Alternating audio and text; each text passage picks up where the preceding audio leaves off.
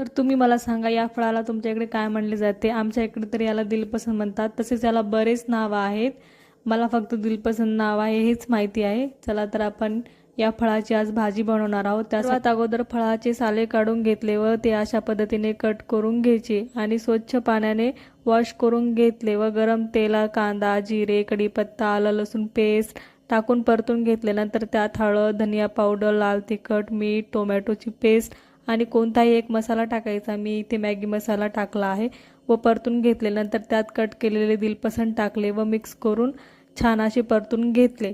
वरून थोडीशी कोथिंबीर टाकायची आणि पाणी टाकून थोडा वेळ प्लेट झाकून शिजवून घेतले. खूप छान दिलपसंदची भाजी तयार झाली आहे. आणि या फळाला तुमच्या इकडे काय म्हणतात मला नक्की कमेंट करून सांगा. आमच्या इकडे तर याला दिलपसंदच म्हणतात. बरेच जण याला बहुतेक भोपळा आणि बरेच काही नावं असतील, पण मला तर दिलपसंद माहिती आहे.